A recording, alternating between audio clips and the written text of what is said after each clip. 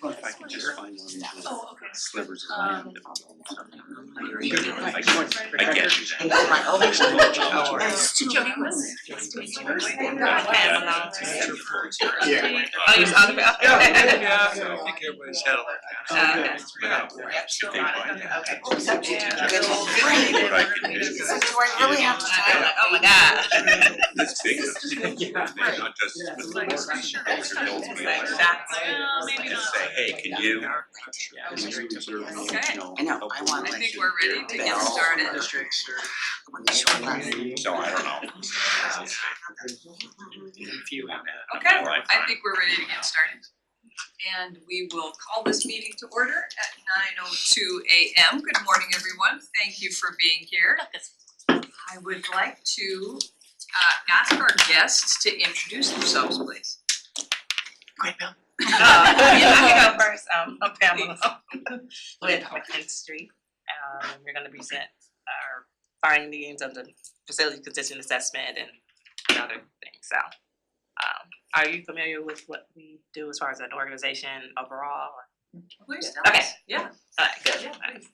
Hi, Rick Becker, the account manager and project director for this part of the project for the facility condition assessment and funding that we did for the health department. All right, should we go around the room? Yes, please. Doug, would you like to go next? Yes, I'm Doug Olson, I'm a county commissioner. Good morning, I'm Sarah Absher, I'm the Community Development Director. Rachel, you know me. I'm Mary Faith Bell, County Commissioner. Matt Tennell, Juvenile Department Director. Denise Van de Koevering, assessor and tax collector. Sean Blanchard, County Treasurer. Aaron Scar, County Commissioner. Randy Thorpe, I'm the emergency management director. Jeff Underwood, IT Operations Manager. Jody Wilson, HR Director. Bill Sargent, County Council. And let's see who we have online. So, can we just start with, I think we have Nick online. Nick Torres, Tillamook County Veteran Service Officer. Thank you. Matt Kelly. Matt Kelly, Under Sheriff for the Sheriff's Office. Good morning. Sheriff Brown. Josh Brown, Sheriff. Good morning. Don. Don Allgaier, Library Director, and I don't have camera access for some reason. I'm working on that. Oh, shoot. Okay. Good morning. Christy. Good morning, Christine Isa, County Clerk. Good morning. Okay. Did I miss anybody online? Any county leaders who would like to introduce themselves? Okay. Well, then we have set aside time today to hear the McKinstry report, and I'm just going to turn it over to you.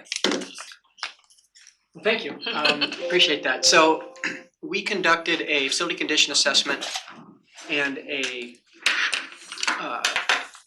planning document. It's a planning and concept design for the community health center, which is ongoing, and O Planning and Design is working with us on that. But as part of the facility condition assessment, we also did what we called an engineered maintenance plan, and so I'll get into that in a little bit. But I've got a presentation here.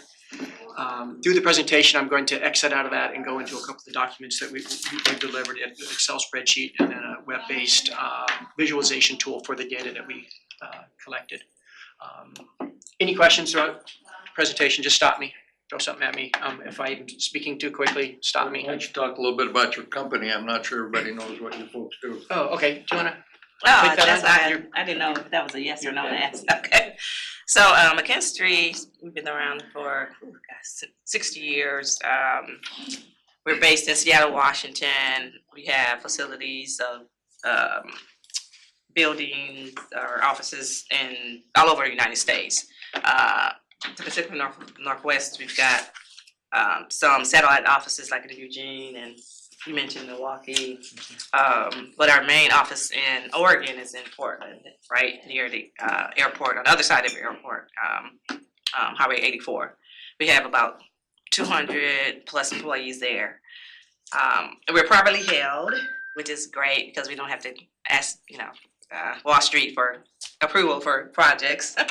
And we have about 2,500 employees. It's growing company. And our focus is on operations and maintenance, technical services, construction, energy services, and we're a design build organization, and an energy services company. I think I mentioned that too. So we've got a lot of expertise. We've got a number of project energy engineers in our Portland office. We have like 20 experts. We've got over 40 construction management professionals, 25 building operators, commissioning specialists, which falls under the technical services group, and a number of performance assurance, safety, and operations support. So and we're glad to work with you guys and continue to partner with you on this FCA and maybe some energy projects moving forward. So I would add too that we have used them in the past on project upgrades, was it the jail roof or some jail? And In a the lot of past, other yeah. energy upgrades at the jail and the boiler here several years ago, so. Yeah, This isn't our first cooperation. kind of took over the roof project because it was not going real well. Yeah. And I know there's still issues there that Yep. we're trying to help with.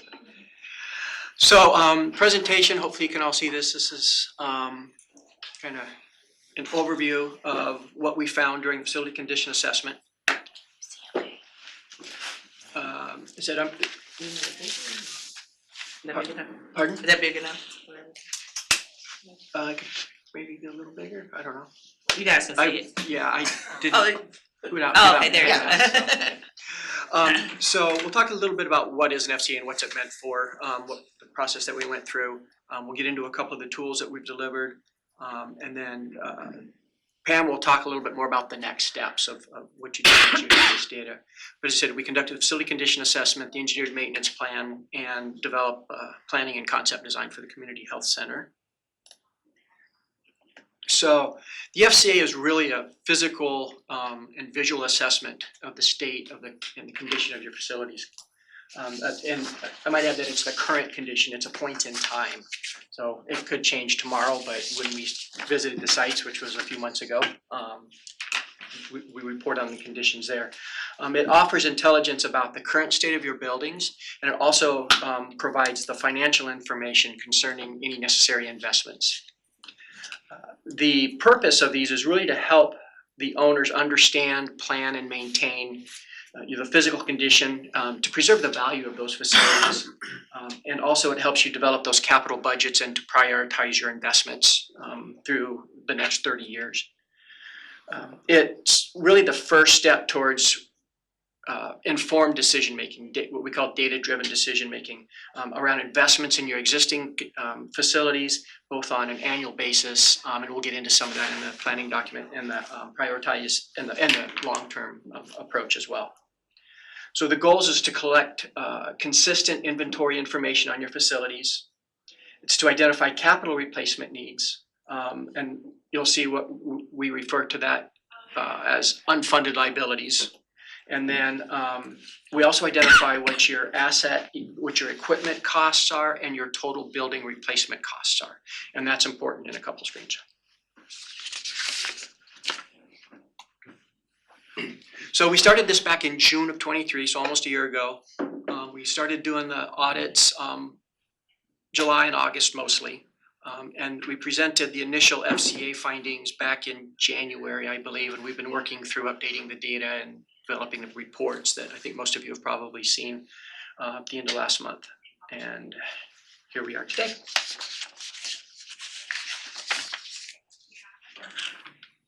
So going through these sites, we looked at 13 different systems, like your electrical systems, your plumbing systems, your fire life safety. We looked at over 70 subsystems and equipment types. And this includes like your walls, your flooring, your ceiling, you know, whether if it's carpet or if it's hardwood. We looked at your mechanical, electrical, and plumbing. If you had refrigerators and freezers, we looked at those items. We looked at individual motors and pumps and parking lots, landscape. So pretty much every asset that you would have some sort of maintainable requirement on. While we looked at those, we covered over 20 data points on each asset. We recorded those categories, and then we analyzed the condition, We looked at the manufacturer, the serial number, the asset tag, if they had one, when it was installed, what kind of, or what's the size of that piece of equipment. And then from the assessment standpoint, we looked at really 3 different components. One is the condition, and we rate these conditions from 1 to 5. It's like a golf score, the lower the better. So a 1 is brand new or like new, and 5 is it's really close to failure and you probably need to do something about this. We also looked in its estimated remaining life, we categorize that again from a 1 through a 5. So if it has 17 years or more of life left, we rated it as a 1. If it had 3 years or less, it would be a 5. And then we also did that for the replacement cost. So the more expensive, the higher the rating would be. So if it's really expensive equipment, say over $250,000, we rated that a 5. So you have all of these different values that when added together, they come up with an asset, total asset value. So in this case, we had 3 scoring criteria. The total score of a facility, of an asset, if it were towards the end of its life, would be 15. And a 3 would be really good. And that comes to play later on when you're looking at the graphs and charts. And then we did that engineered maintenance plan. So that takes the specific information from the asset and it defines how much maintenance is required from an industry standard. What is the frequency? What tasks are associated with each one of those, and what type of resources should be applied to that? Is it an electrician? Can it just be a technician? And so that helps define how many people you should have on staff or how many resources you should have on contract to realistically maintain your assets. And then that was also, that's provided, that's a comprehensive list of detailed step-by-step procedures for each asset, what you need to do. Any questions so far? All right. So we take that facility, or so we also, there's this industry standard called Facility Condition Index. This is really a relative indicator, an industry standard calculation of your the comparison of your facilities and their condition. And it is calculated by, in this case, by what are the repair needs over the next 10 years, divided by the cost of replacing that facility if you were to build a new one. And the ratings are, here they're in decimal points, but they could also be in percentage points. So 0 to 0.05 or 0 to 5% is a good condition. You just should continue your predictive and preventative maintenance plans. If you get up over 30%, the conventional wisdom is that you should consider replacing that building and not throw good money after bad money. So as an example, your library, over 10 years, we counted that there's about $1.5, $1.6 million worth of need. But that building to replace would be about $16.5 million. So that's a 10% FCI, which would put you between the fair and the poor. So you probably need to look at putting a little bit more capital maintenance in that because it's not too far down the road for it to be 30%. So are buildings actually on that lower one, or is that just an example? They are, those are. So what's the one in the top red, if I dare ask? So that's a park facility. And so that's, and I'll get into that, actually this next slide. I want to jump ahead, sorry. Yeah. It's just like, ooh, that looks bad. Yeah, so this next slide is all your ratings for all your facilities. And There's a lot in the red. yeah, there are, and that's where I was gonna. They're all parks. Because here's the thing. Sorry.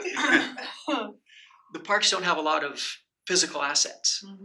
And so if you have a little shack and you've got a well pump in there and you've got a roof and a siding, that's gonna be 80% or 60% of the cost of rebuilding that facility. Or you have a bunch of asphalt that you have to replace or you should do some maintenance on, and you have no facilities there. So I wanna address that's actually, and on the far right, I didn't even put values on some of those because they were like 600%. So a little bit cautionary, that Yes. you have to apply common sense to this, because although they're all red, part of it is because there's not much there. Correct. Okay, thank you. And so those in the red that aren't Parks Department, you can see are, what do we have there? We have, I think they're all boat launches. or It's all campgrounds. boat launch, boat launch. It's all boat parks. launch, Boat launch. So from that standpoint, Happy Camp, that's because the restroom there is just so Not happy. not happy. It's a really sad, it's a really sad. And Barview Jetty, it's just, you know, it's bigger, it's got a lot more assets there, and the roads there are pretty poor. But hey, look at Parks and Solid Waste. Our They're solid killing waste it. Yeah. Solid Waste, Public Works. And the Pioneer Museum's actually does pretty well for the age of its building and its condition, but as far as just the assets go, there are some humidification and temperature situations there, but otherwise it's doing pretty well. Anyway, you'll see this in the spreadsheet and in the report that we sent you. So when we look at this, this is kind of one of those shock and awe type of graphs that we like to show, that over a term of 10 years, if you don't put any capital into your assets or your buildings, you can see how much it accelerates in kind of an alarming way. So it'd be $12 million in year 10 if you don't do anything, or you do very little to support those facilities. And studies have shown, this has been shown multiple times, that it costs 4 times the amount to replace a piece of equipment if it fails in an emergency situation than if you do in a plan and replace at the end of its life. The cost of replacement is up, the assets are up if they're, if you have to buy them immediately, the impact to the facility and to the users of that facility. So doing preventative maintenance is much more valuable than waiting until failure for most assets. And in this picture, you can see that more than half of the unfunded liabilities are comprised of utility-related assets, mechanical, electrical, and plumbing. So what are the key takeaways? Over 30 years, using a 5% inflation year over year, you're at about $91 million, the value of all your assets. Year 1, it's about $1 million, year 2, $2 million, and so forth. The average condition score is pretty typical for government facilities and K through 12s. You're at a 2.77 out of 5. And we found that the biggest area of need is in your HVAC systems. And because of the age of those, replacement parts are hard to find. They're using refrigerant that you can't get anymore, that you're not gonna be able to find. Your lighting, a lot of your non-LED lighting is going to not be manufactured anymore. CFLs, fluorescent lighting, compact fluorescents are no longer gonna be made, so you're gonna have to find them, on a storage shelf somewhere. One of the more concerning items was your backup generator at the jail is really old. It exceeds its useful life by quite a few years, and we suggest either replacing that or getting a second one as a backup. And then the flooring in a lot of the places was in pretty poor condition. And then Rachel, I think you wanted to mention something about continuing the update of the Yeah, so you may be wondering, we did this great assessment, and then how do we keep it updated going forward? So in talking with the treasurer's office, we've devised a potential strategy to, on an annual, continue to use McKinstry going forward, because as you're gonna see, they have this great tool and database to track all of this, and we don't wanna lose that going forward. We don't want this to just be a snapshot in time. Is on an annual basis, probably a fiscal year, received from the treasurer's office, because these are assets, these are big items, pieces of equipment that the treasurer's office should be tracking. And so we don't want the burden to be on the departments to have to do anything additionally. So on an annual basis, we'll get from the treasurer's office the new assets or outgoing assets that we could retire, provide that to McKinstry, and then they can continue to update the tool. So that's kind of what we're thinking at this point. Would be the most streamlined way to keep updates. And that's one of the great things about this tool is you update 4 columns, and I'll show you, I'll actually get into the spreadsheet here in a minute, is that it's meant to be a living document, to be updated frequently, because as I said, it's at one point in time and it's It doesn't mean anything if it's just sitting on your shelf and it's not updated. So the idea is that you can use this for capital planning for every biennium and keep it a live document.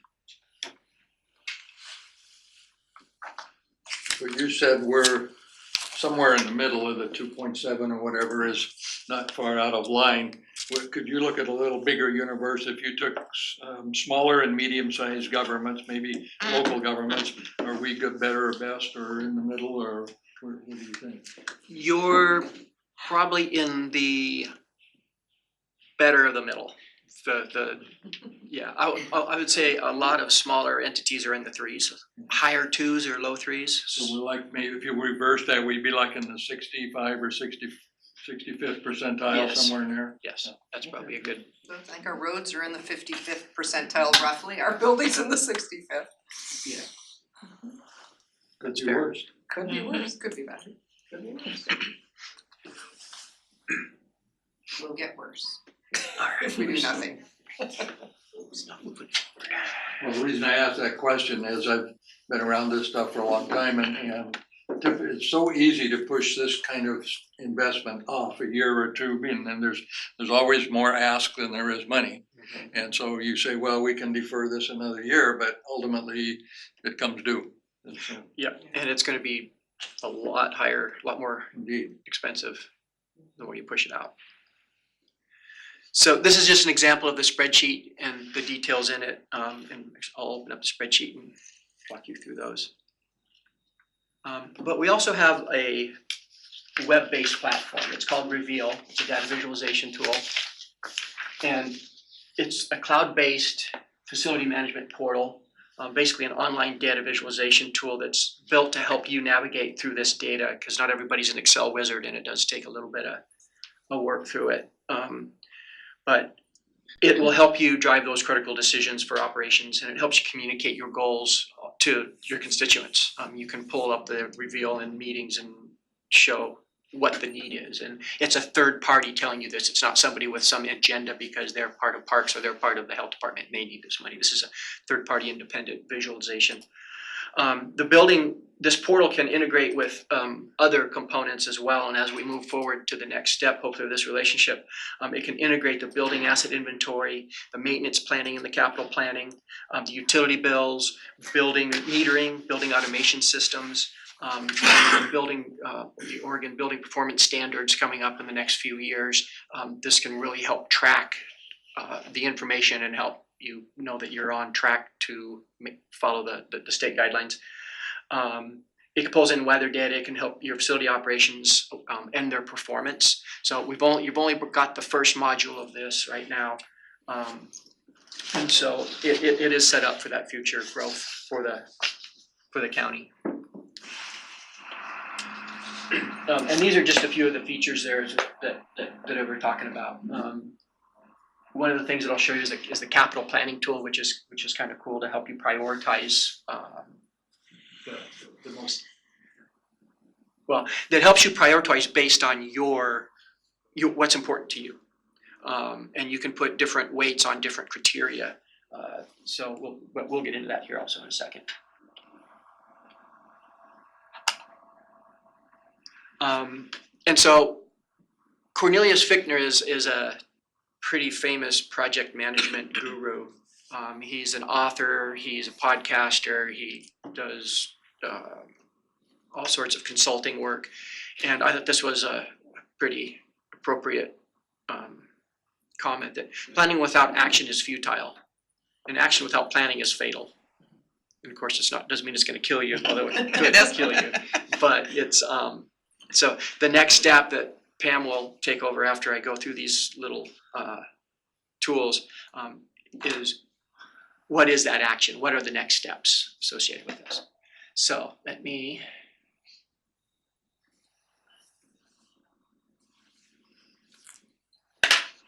go to the Excel spreadsheet for you.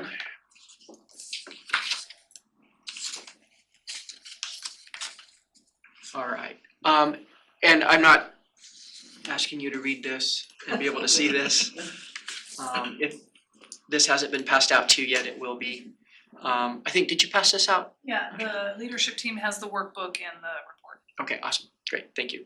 So if you're not real familiar with Excel, I apologize, I'm available for questions, and I think Kevin's called me a couple times and I've worked him through a couple of the issues. But one of the issues he said is that you can hide some of these columns, or you can sort some of these columns if you just want to look at a certain building or a certain type of asset.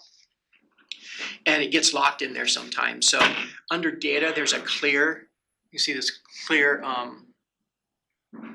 filter. If you can't find what you're looking for, go into the data and clear filter, and that should reset it for you. But anyway, what happens here is we sort, or we have a specific facility, the type of facility, where that asset is located within the facility, and all of the details, asset number, asset serial number, when it was installed, what is that condition. And then you'll see some of these gray items. These are more for our purposes of when we're taking this data and putting it into reports and into Reveal. But is it part of the shell? Is it part of the HVAC system? Industry life expectancy in column AG is important, but what's even more important is the observed remaining life. So it has an industry remaining life based on when it was installed and what the industry said that equipment should last. But when we look at it, we don't just use what the industry says. Does it look like it's been maintained well? Does it have signs of leaks? Does it look like it's being maintained? Are the filters being replaced? Do the belts look like they're in good shape? And if yes, then we might give it more years than what the industry says. If not, we might say, okay, this is only going to last for a couple of years. And I said in the beginning, this is important to note that it's only a visual inspection. We didn't put any meters on it. We didn't turn anything off and open up anything. So if the equipment was running and we heard it squeaking or clanking, then that would affect our observed remaining life too. So you'll probably see different numbers between the industry life and the observed remaining life. The other point to note here is under the cost, we have a unit cost, and then we have an extended cost, which is the units times the price. And this first column here on AO is like for like. So it's an exact replica of the most updated version of that asset to be replaced with that same piece of equipment. That doesn't include all of the soft costs. So if there has to be some engineering, or there has to be some, markup because you're going to bring in a third party to do the work, that's just the like for like cost if you guys were going to do it yourself. Now over here on the very last column on BG, this is the turnkey price if you were bringing in a third party to do it.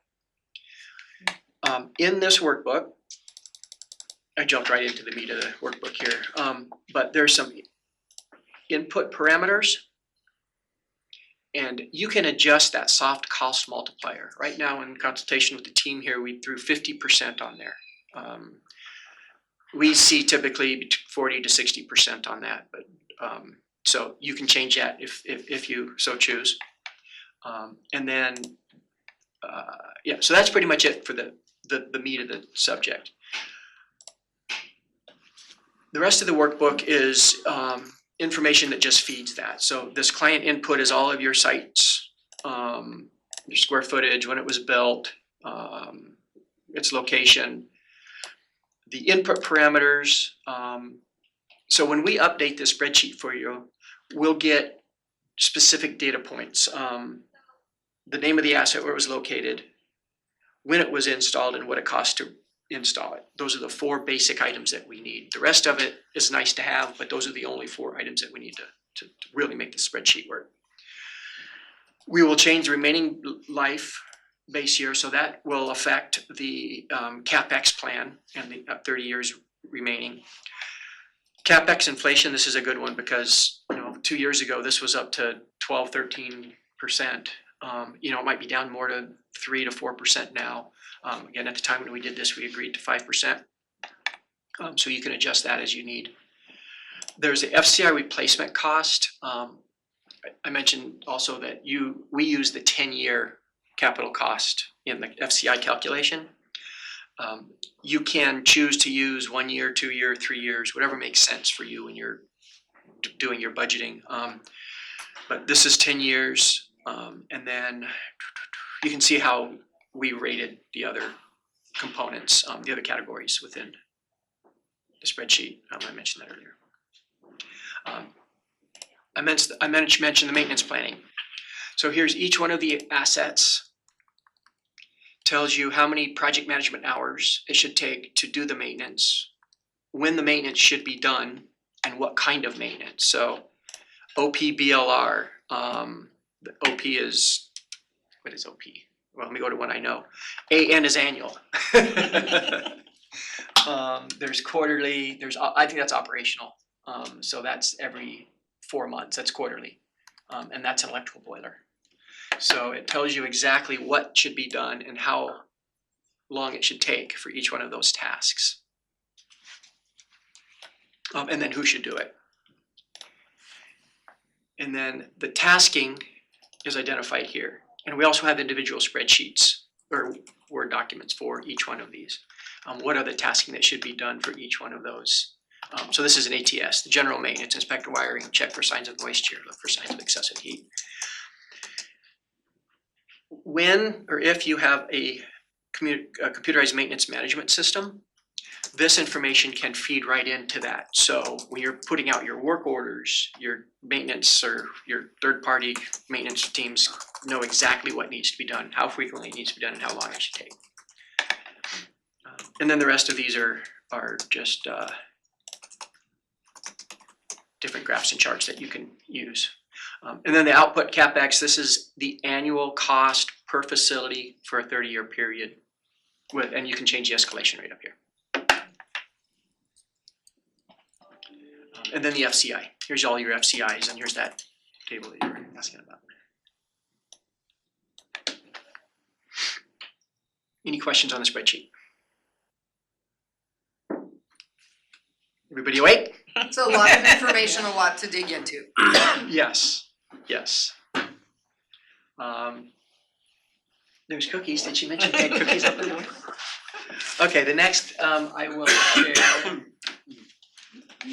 the reveal.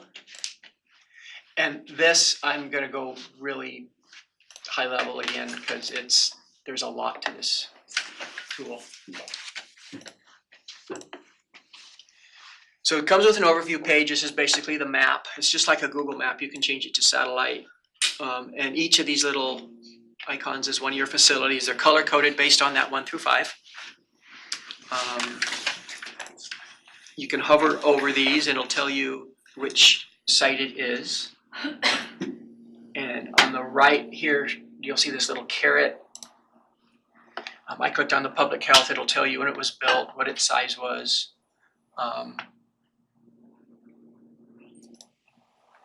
And there's some basic information. We can throw more information in here once we get familiar with the tool. There's all, when we get into that energy project, it'll have the energy information in there. So this front page can just be kind of an overview of what is the general condition of my facilities. On this page, and like on any of the other pages, there's different components that you can select through. So what I'm showing now is the facility conditions index. I can also show the asset score. So I mentioned that asset score was the summation of all of those conditions. So the age, the cost, and of replacement, and the condition, and the sum of those are the relative scores here. Relatively colored. You can select different sites to display. You can group these sites. You can add groups. You can apply groups. So by building type, if you want to do it by division, by department, you can set that up. You can look over different time frames. So as years go on and you improve the condition of your facilities, you can see the changes throughout the years.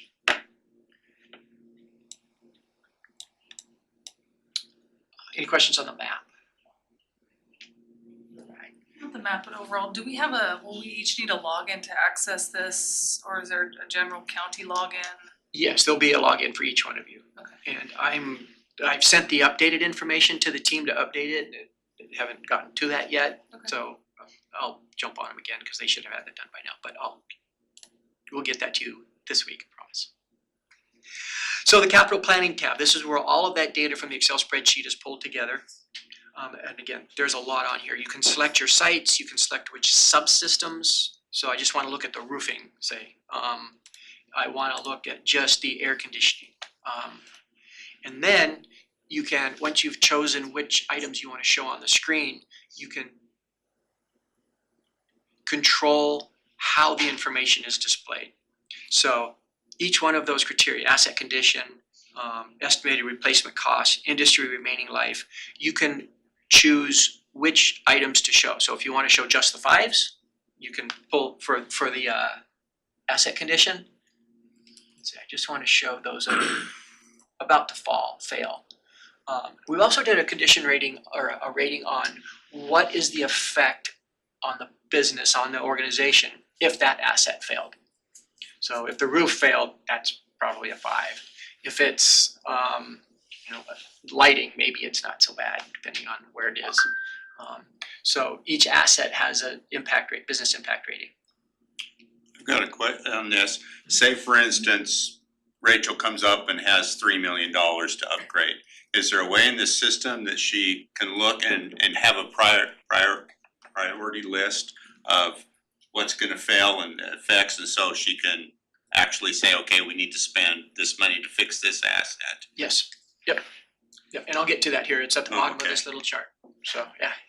Too much information. I know. I know. We've already sent some priorities out for budget. You didn't see that because you don't have a facility, but. I want one. We have Connex boxes full of stuff, we gotta get those on here, right? Connex boxes full of emergency stuff. Randy's pretend building.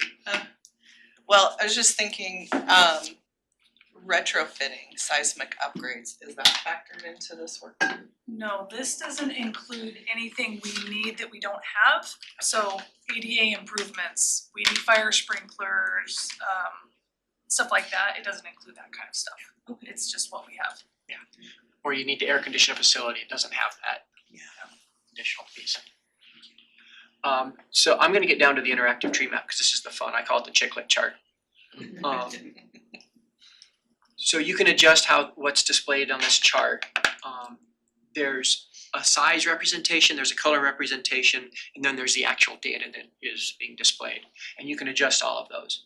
So for the size, this is the total score. So it includes the asset condition, business impact rating. I'm gonna change it just to the asset condition. The color is based off of, let's say it's based off of estimated replacement cost. So the green is not such a high cost, but there's, and it's a large one, so the asset condition is bad. So let's go to the sheriff's office and jail because it's a red. You click on that and it'll just bring up those assets within the sheriff's office and jail. So there's interior finishes, cooling, generating systems, fire protection. Fire protection's red, let's dig into that. I click on that and it's a fire alarm system. It's an asset condition of 4 and there's $386,000 to replace it. If I click on it again, it will tell me it's at the sheriff's office, it's on the first floor, it's in the mechanical room. It was installed in 1996. It's 13 years past its industry standard life, but we think there's a couple years probably left in it before you really need to start working, but it's a fire alarm system, so it's pretty serious. And then any notes we took.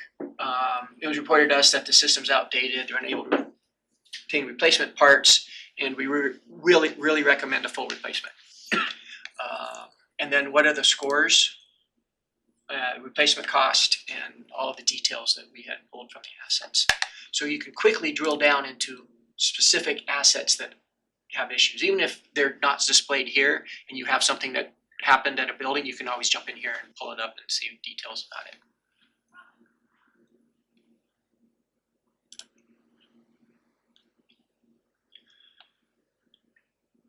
This is a cost for replacement per year, so it's really your NPV and NPV. So we do NPV, and one of the biggest questions we have reported this is, well, why are you doing a net present value for assets like this? Because usually that's an investment criteria.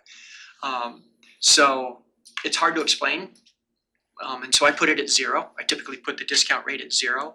But if you're doing a comparison of if I want to invest in this or I want to invest in this, what is my return? And typically we put a discount rate of 3 or 5% in there to do that comparison. But I'm not a financial advisor, and it really takes a financial advisor to explain that properly. So if you see what that discount rate is, that's kind of what it is. So here's the budget. So for 2024, I actually have a scenario that I built in here, and I saved it. So you can run your own scenarios, you can save it, you can name it, you can send it off to people. So I'm gonna select this scenario, budget scenario 2024. So I did a scenario, if I had 500,000 every year, what are the priorities of assets we should, according to this, put our money towards? So if I go down here to the bottom, this is the prioritized asset list. So the first is the fire alarm system at the jail. It's 386,000. But we only have 500,000, and the next asset that we say should replace is 141,000. That takes us over the 500,000. So if you go back up here, you'll see that there's $242,000 remaining from that one asset. So I need to go down and find the next assets that I can use that 250,000 for. It's not right, actually.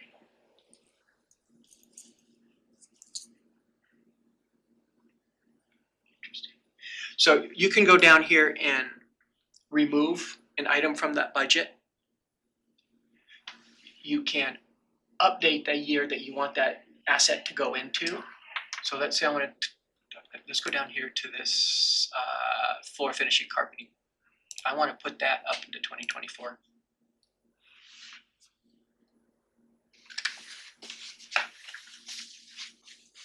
So that moved that, yeah, you look right here. So that moved the replacement year of that asset to 2024. Actually, I want to move it to 2025, sorry. There we go. So what we end up with is the sheriff's office fire alarm in 2024. We have the exhaust fan in 2024, and we have the sheriff's office jail in 2024. You can sort these to be more of a prioritization. Say, okay, we don't want to do that fire alarm. We're going to wait until 2026 for that fire alarm. So now you have the exhaust fan, the carpet, the interior flooring in 2024. 25 you'd have carpet, and then 2026 you'd have the generator and the fire alarm system. You can download this into an Excel spreadsheet. You can save this as a scenario and rename it, and then you can send it off to, you can share it with anybody else that is on this platform.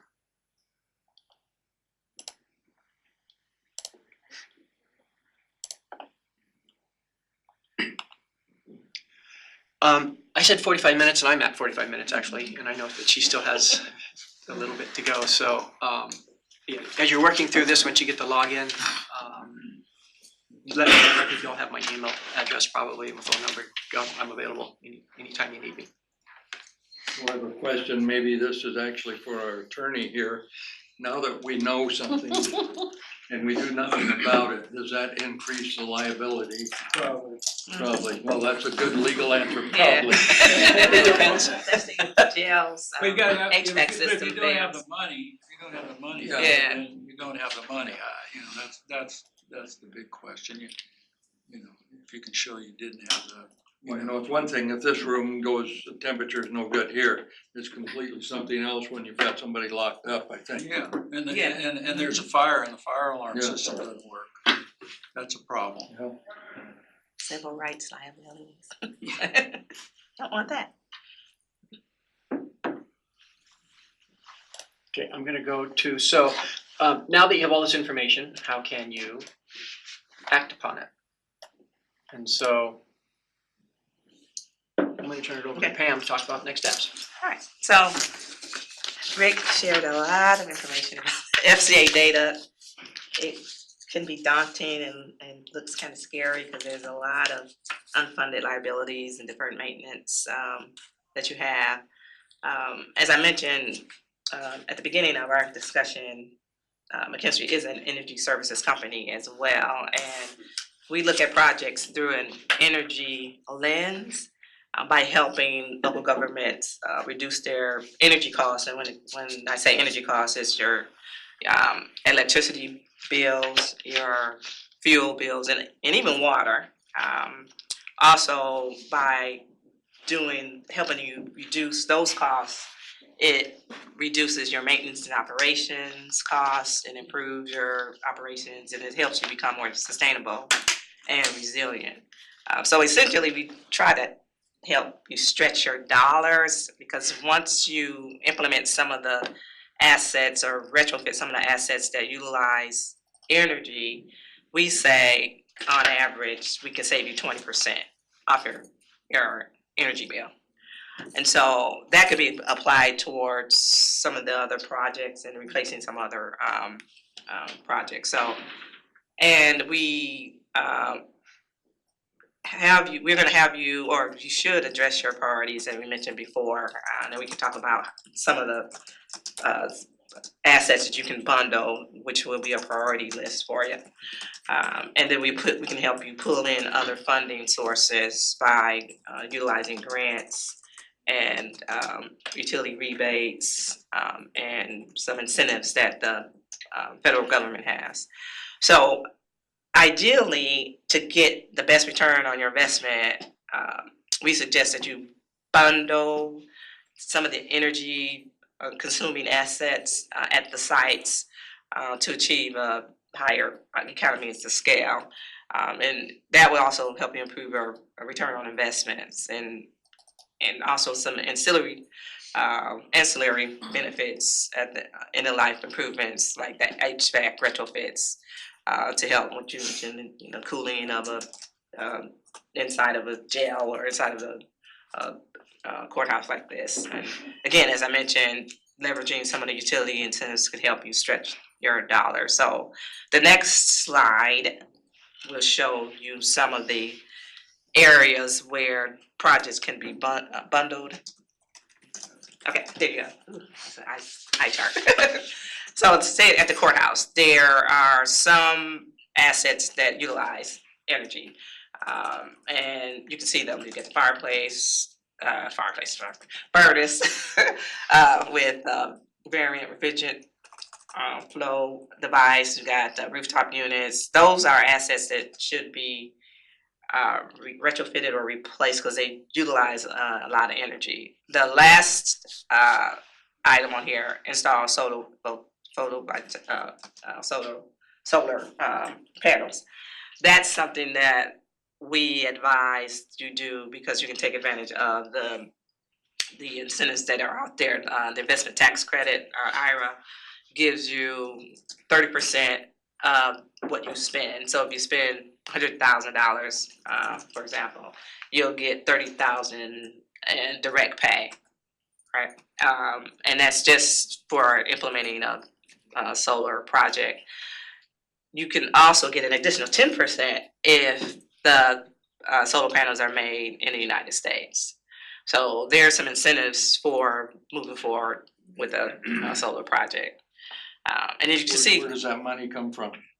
it comes from the federal government. Okay, but is it an offset against something we pay or just No, cash? it's direct pay. It's not competitive. I was gonna ask the same thing because a lot of the tax credits, we don't pay taxes as a federal government, so it's a lot of the incentives for the average consumer are tax credits. So I think That's you and I were heading the same exactly place what I you was. Yeah. So since we have no tax obligation, we don't get tax credit as worthless. Right, but Now you can. Now you can. This is the in new these Biden's. packages, Yeah. I've seen this through the Yeah. through NACO stuff. It was Okay. one of the sessions I attended at NACO, it is direct pay. Yeah, It's direct actually pay. money to government. Cash, okay, good, Yep, that's yep. good to know. Yeah. Yeah, no, it was a good question, Doug, cause I was like, why am I sitting in the seminar about credits? And then they're like, no, this is direct pay, it's money Yeah, to well, government, we that's the understand the difference. importance, so, Mhm. yeah. Yeah, this is a great opportunity to get going on projects, especially when it comes to getting free money, which is a rarity. So you can see the different sites that have energy consuming assets, and so bundling them into a project could help, like I mentioned, reduce some of the burden as far as coming up with extra dollars. You're gonna have to come up with something because you have, again, $90 million in unfunded liabilities, but you don't have to do everything today. Just pace it over a period of time. One other thing I'd like to point out on here is that you don't see solid waste or parks on this list, and one of the reasons that is they just, because they have little assets, they provide kind of, a little bit of value, and they're so geographically spread out that they can negatively affect that bundle to a point where it just wouldn't be worth it. They're better to replace at failure or have the separate things. Now, I would say that if you're doing simpler projects like lighting or plumbing fixture updates, it might be good to buy the assets and let your team install them out at those sites. But just wanted to mention why those weren't in here. Yeah. So next slide. Okay, so this is I call it the pinwheel of funding. And it's kind of a historical view of the funding sources that are out there and have been out there. And I won't go into great detail on them because I have another slide that digs down into those funding sources that are available for Tillamook County. But the importance of this slide is that we help secure funding for you.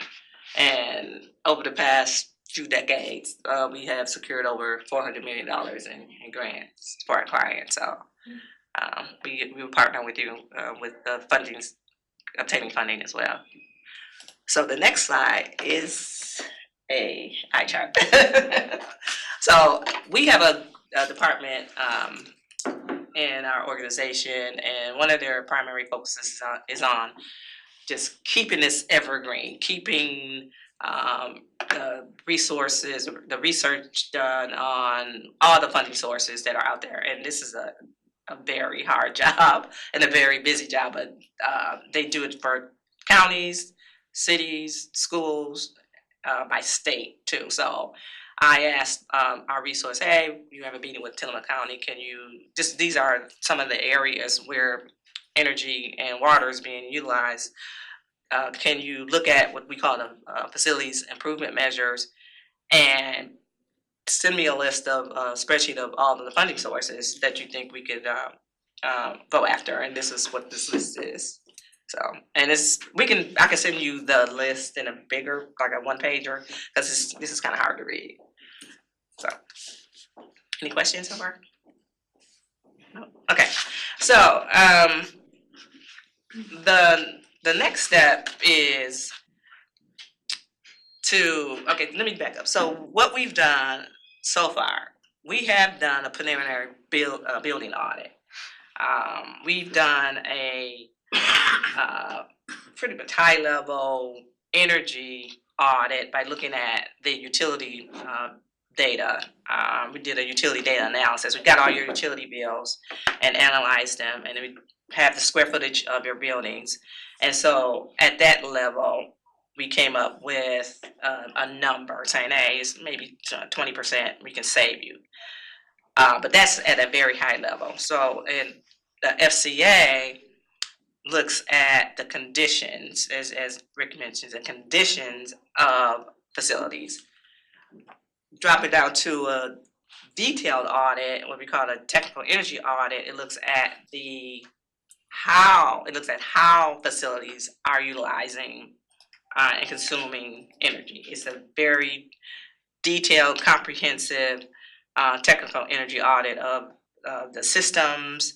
There's and it's a lot more involved than an FCA because you're actually looking at how your buildings are being utilized when it comes to energy and water.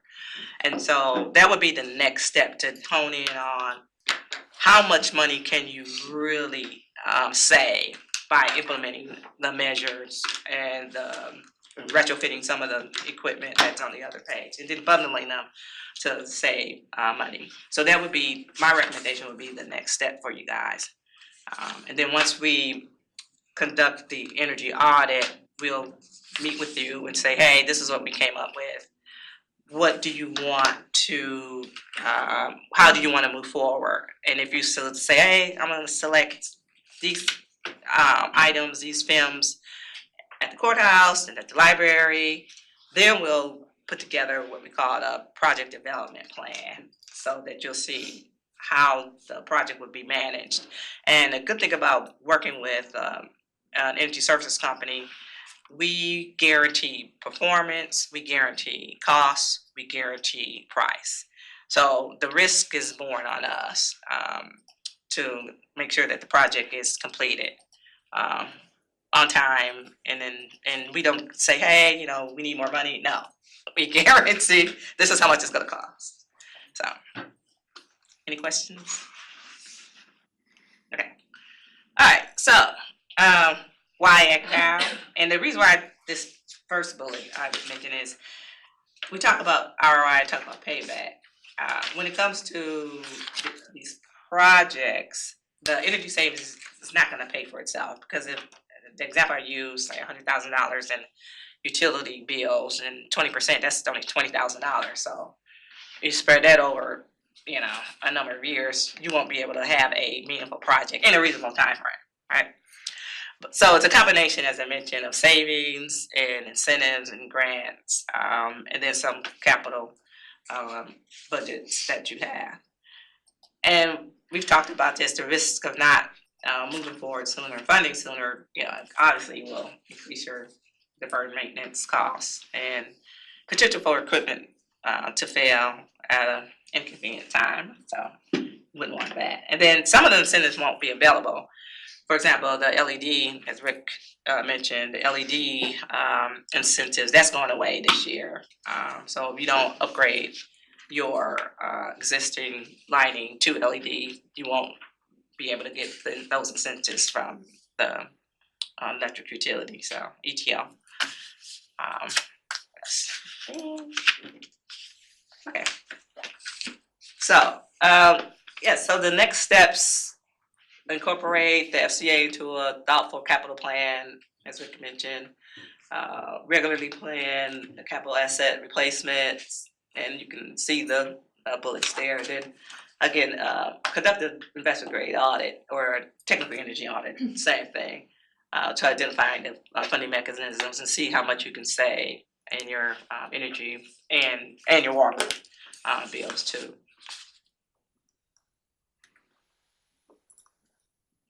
So I think that's all I had. Oh, okay. Good. Any questions on the energy piece of it? I used to be on your utility board here for a long time. It's the only business I've ever encountered that pays you to use less of their product. I know, you're right. It's an interesting model.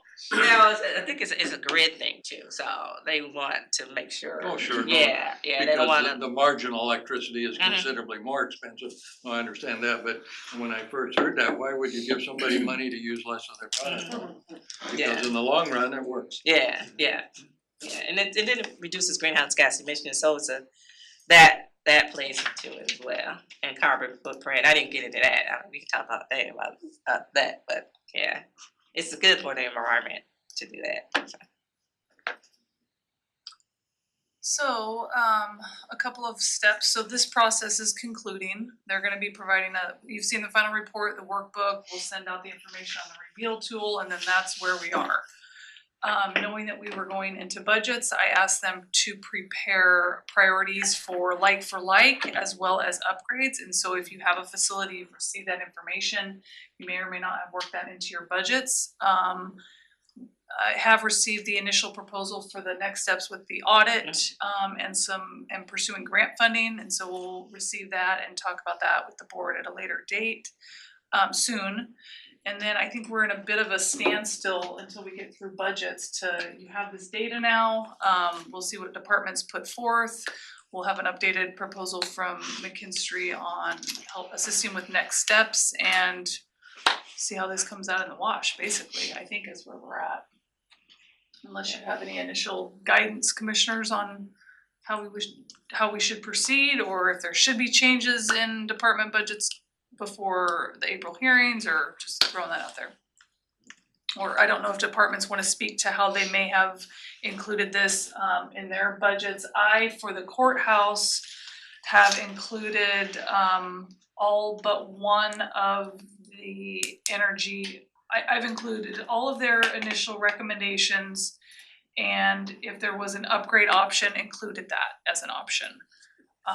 I know there's not enough money for a general fund transfer to support that, and so what I'll be looking for from the budget committee is, do we want to include it for spending authority, and have McKinstry do search for grants, or how do we wanna look at that, and or save? Because if grants aren't realized, we still need to do projects.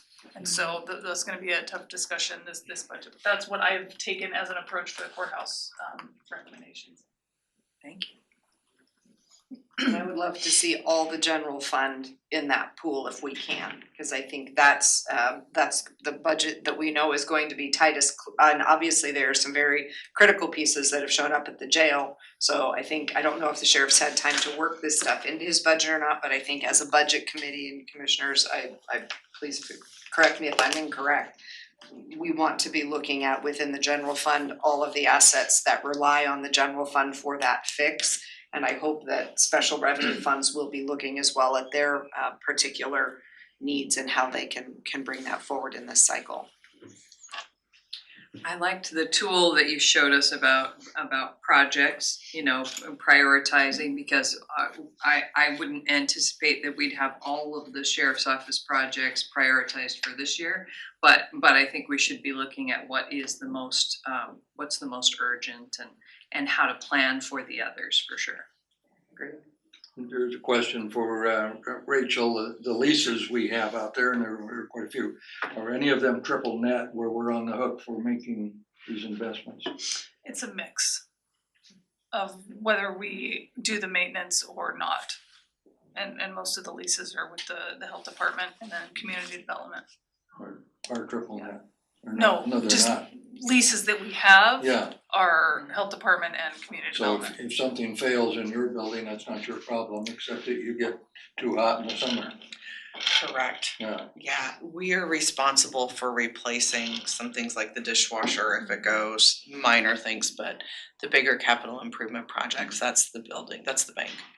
And I Well, don't, and it seems you're to not me even what in here. Commissioner Scar said is Yeah. the general fund, we better have a long, hard look at that one. Yeah, so Doug, community development isn't even in the asset inventory. Right. Yeah, no, it feels like that, and I hope that special revenue funds will have a chance to look at this as well, so they can bring it forward in their budget, particularly if they have things that are past the end of life or, in that critical sort of failure stage, so that we can, to the point of, this is a moment in time, but if we can use this moment in time for good discussion and hopefully some good decision making around crucial needs, both in the general fund and in special revenue funds, but wanting to make sure that we're not, I think as commissioners, not necessarily relying solely on department directors to say, hey, I had a chance to work it in because we did just get this and budgets were actually due a bit ago, and not using that as a reason for us not to dig into it and look at it this year. There's been several updates. Oh, good. Yay, thank you, that makes me feel good. So here's a question then for Sean. The indirect cost system Mhm. does not include a capital component typically. Typically, no. And our budget hearings don't typically include a separate capital component or anything like that, it's just what departments bring forward. Correct. So that might be something we wanna think about as commissioners and budget committee, is there a space that we need to create for this capital conversation within our budget hearings? There's always that Thursday. I think it's reasonable to ask leaders, now that we have access to this information, to dig into it and see if there are things that you weren't aware of before, that you're now aware of, that like, oh my gosh, we need to be talking about this in the context of our budget. And then let Sean and your liaison know, and maybe we need to adjust something in the budgets, but yeah, I agree that we don't wanna, let this go until next year. We wanna at least talk about it and start planning this year. I think Chris Leahy is no longer with us, he would be one that would be in that conversation that was trying to think of who had, Marlene's got 2 triple net leases, she yeah, and says. I see her on, I know, and I do know that they've already been looking at these pieces through HHS. And everybody had the prioritized list in mid-March. Yeah. So this should not be a surprise to anybody. I think the level of detail came later. Yes. Yeah. But the projects that McKinstry would recommend, if they wanted to go off of that, they've had. So presumably that could have been looked at. Like I said, there's been several updates since the budgets were actually due. Okay. I have a general solar energy question that you may or may not be able to answer. I wonder how effective it is in places that have cloud cover for a lot of the year, because I just don't see much here, and I wonder on the coast, because it's not that often sunny, maybe a couple months out of the year, really. So I wonder if people just on the coast just haven't invested in it and that's why we don't see it, or if it doesn't work as well, or both. That's a great question. We have a renewable energies expert. His name is John. He can answer that better than me. But what I've found is that it's not so much the clouds; it's the trees that get in the way of the sun, beaming on the panels. Because we have projects that we're working on in other cities, and it's cloudy, especially say Eugene Airport, for example. We're working on a project there, and it's always cloudy there, and so it's could be partly the clouds, but it's mainly the trees because it obstructs the sun. But I can get you more.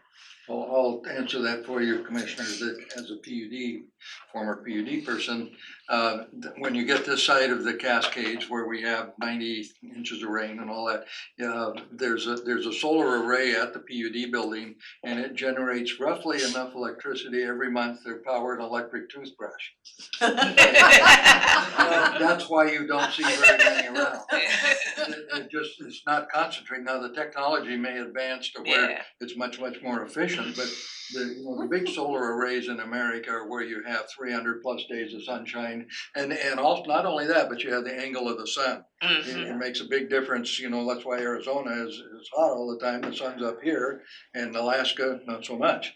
I mean, that's seems like common sense, but I guess it is. But it's not the Oregon coast is not a really good area for solar products unless the technology moves forward. Yeah, and he did a geoscope, whatever he calls it, of the different buildings here, and he thinks that especially the couple of buildings that we were looking at for solar is ideal. So It's a pretty big solar field. Okay. Oh, that's That's right. right. That's right. or geoscope, geospatial, I don't know. Okay. Yeah, it's a. Everybody's got that. Something pretty cool. Do we have any more questions for McKinstry? My other question would be, for the detailed energy piece that would be next, is there a cost for that also? Yes. Yeah, and I put together a proposal. It's in Rachel. That's the updated proposal they're working on. Okay, perfect, thank you. Anybody online, questions, comments? Okay, anybody in the room?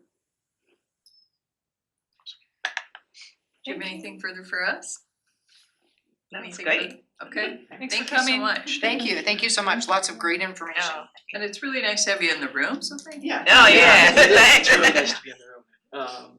Yeah, last week I was in Seaside at a conference, and so I decided to stay. I said, I'm just gonna go all the way back See, good excuse. Yeah, it's a nice, beautiful drive from Seaside up here, and then I gotta go back to Seaside because another conference is there, a Public Works conference, so that's tomorrow. So If anybody's Hamilton fans, want to be in the room where it happens. And again, I'm available if anybody, as you're going through this and budget information or pricing or any of the details, please don't hesitate to reach out. Thank you both so much. Thank you. Thank you. Oh, you guys still have more work? Oh, Oh, okay. yeah, we're just getting started. Moving on to It's like a holiday. newsworthy department updates. You're welcome to stay, you're welcome to go. We're just gonna update what's going on in our department. Okay, thank you. Who would like to start? Uh-huh. I don't have any updates. Okay. So we're going that way. Okay, I'll be brief. We are starting our new business hours today, so that's from 8:30 to 4. It's gonna provide training for people, office meetings, so we're happy that is happening. This month we will be sending out the third trimester statements of people paid in third. We're doing something a little bit different this year. We're not doing lockbox. There's about 3,000 or so coupons that we send out, and so we will be processing them in house. It'll create extra work for the treasurer's office. I apologize. No, we've had a conversation, so we're good. Good. So also, we've got the Nesucca Valley Community Association grant. Thank you, bye-bye. Yeah, bye, thank you. That is gonna go before the board Wednesday. It's a 10-year, it's an exemption that the commissioners did 10 years ago and it needs to be renewed. So that'll be on the board meeting Wednesday. I've got the CAFA grant pretty close, so I'm gonna try to get that before the board on the 17th on that meeting. So I still have to proof numbers and formulas and and the appraisers are back or trying to finish up the maintenance. A lot of accounts, a lot of remodels, new homes, partitions, subdivisions. So the appraisers are very busy and we're really looking at the change that's gonna happen to assessment taxation this year with 2 of us retiring, a new election for the assessor, where 2 people in my office are running. We've got a couple pregnancies, a couple weddings. So it's busy in our office. So coming up on fiscal year end, also budget season, so if you're looking to receive invoices, don't hold them. Reach out to your vendors, make sure you get them in before the end of the fiscal year. Due to noticing and the fact that we have one paper that I can run notices in, it's difficult if a fund is overspent and I can't notice a supplemental budget or a large expenditure that needs to have a supplemental budget hearing. So please reach out if you have any grant funds that need to come in before the end of the fiscal year. Don't look at me. That looks to my right. Make sure you reach out to the receivables and get those in. Budget season, I think I sent everybody the last known budget spreadsheets I had from everybody. I know those are always changing. I do put out on the treasurer's website an updated budget spreadsheet if there are any changes, or an updated PDF for the public to view and whatnot, and do try and send those back out to you. We do have 3 new budget committee members, as you all are aware, so I left at minimum, I think 30 minutes, except for Mike Rice, the surveyor, because he's got 15 minutes. Everybody else has a minimum about 30 minutes. Pretty much Tuesday morning is the Rachel show and all her budgets, multiple budgets. But tried to leave plenty of time in case questions for them at the budget committee workshops here next week. They'll start on Tuesday at 9 a.m. Look forward to seeing everybody next Tuesday. I sent out the date and times. If you need to make adjustments or need me to change the date and time, please let me know as soon as you can so I can work with other departments to move people around. Otherwise, travel, I did have a request from my accounting tech, Marcia. Please make sure there's a travel checkoff sheet if you're filling out vouchers, what you need to include with those vouchers for the employee reimbursement, your hotel, your conference fee, airfare, hotel, whatever. it is out there, or reach out to her because we are running into everybody. It seems like conference season and it takes a lot of time to get through those when you don't follow that checkoff sheet. Otherwise, we are down there in the basement to help you, anybody, any department, whenever they need.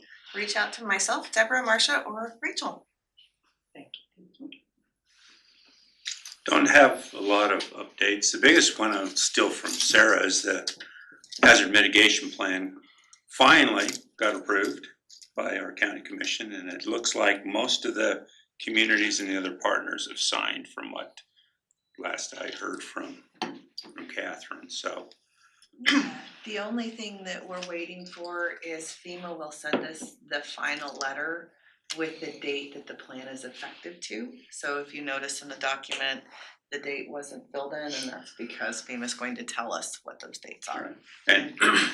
And they'll be able to find that on your website, correct? Yes. Your webpage, the same as before. And we'll get that to you as well, so you have it.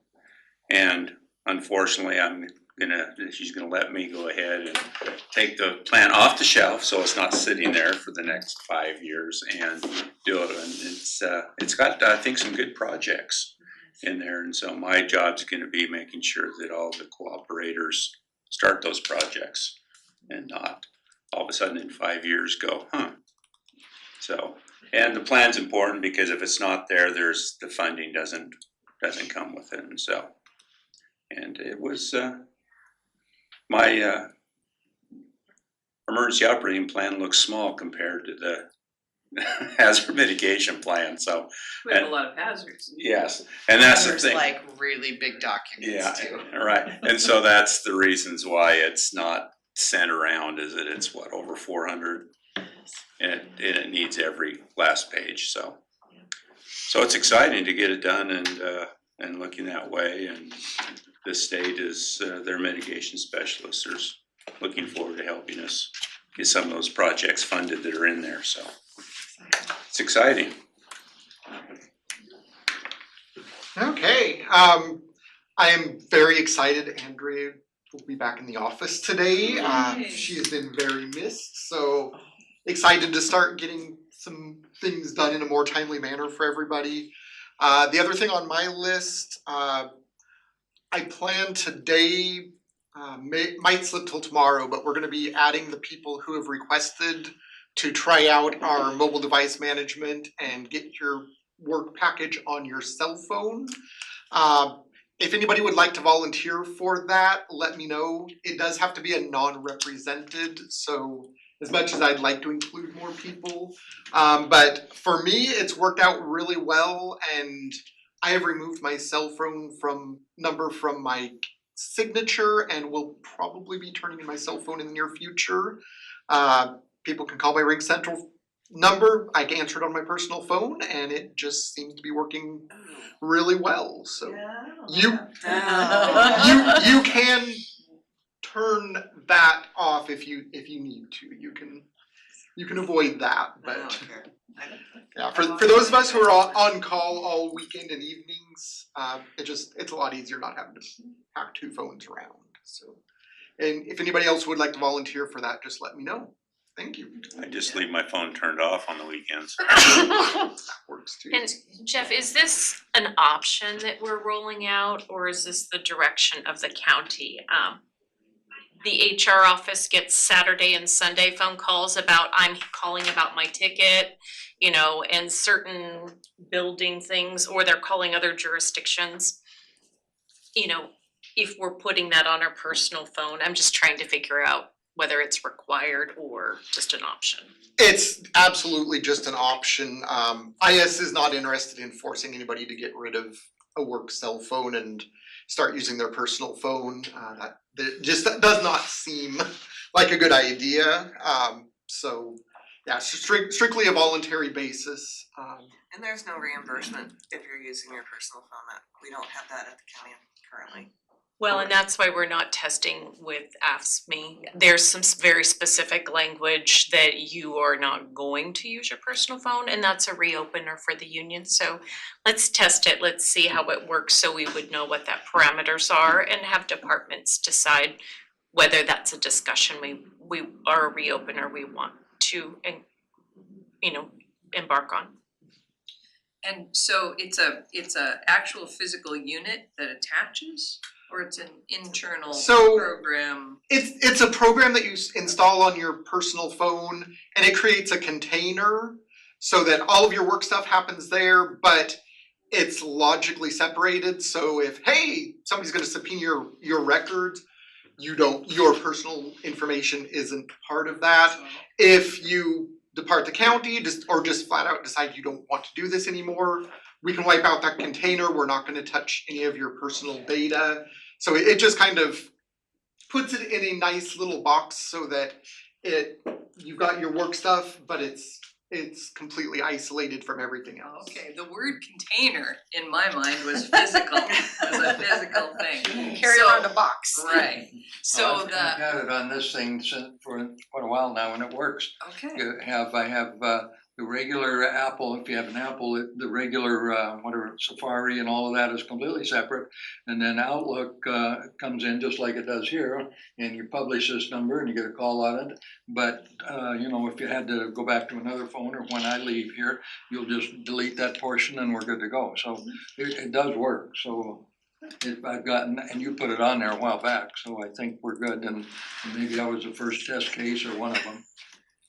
Yes, you were the first IS to be brave enough to try it out, and I appreciate. And it does work, so I mean, calls and the calendar, the whole thing, it's the same as your screen on, that you have now. but you're suggesting that we would not keep our cell phone numbers. That is an option. For me, it makes sense just because I can use my Ring Central, and I don't get that many calls on my. Gotcha. I think the only calls I'm getting on my work cell phone now are spam calls that I don't want Oh, anyway. okay, So okay. So I can open the app and I can type in Erin, it'll bring up her on Ring Central and call. exactly. Well, some of us have trained people to use our cell phone numbers, our work cell phone numbers. So, Yes. but we're not actually saving the county if we keep that number, right? Cause we're still paying You're for still the paying service. $60 a month for the So we cell. wanna Yeah. transition ideally to Ring Central, or theoretically, to Ring Central. With an eye on budgets, moving that direction would benefit the county to some level. I think I don't know how many thousands of dollars we spend every month on. A lot. Yeah, I want to say, Tell us. is it about 5,000 a month? Am I 5, remembering that? 6, Yeah, yeah. so, just on cell phones alone.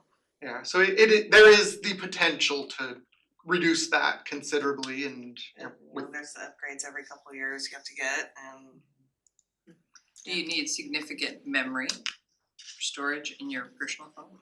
no, it's generally we've got Outlook, Ring Central. I think we're generally putting Teams, but the amount of applications we're putting on there is about 5 or 6, and they're not too big. So if you're not already running low on space on your personal phone, you shouldn't notice any difference. It would use data though, cause it's not just a Verizon call. Yes, well, it would use data for any of the services. So if you are on a metered plan, that definitely is something to consider and be aware of. Okay, thank you. Well, please report back after people have tried it and, let us know how well it's working or what you think.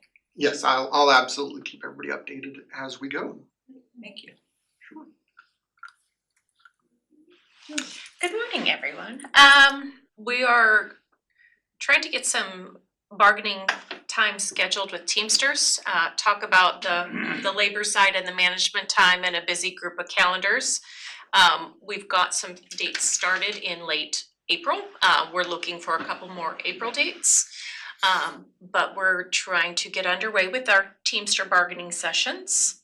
And as Sean mentioned, we do have a new elected official compensation committee. They're generally a mirror of the budget committee, so getting some orientation, some background set up for them. and then start working on that elected official compensation committee meeting.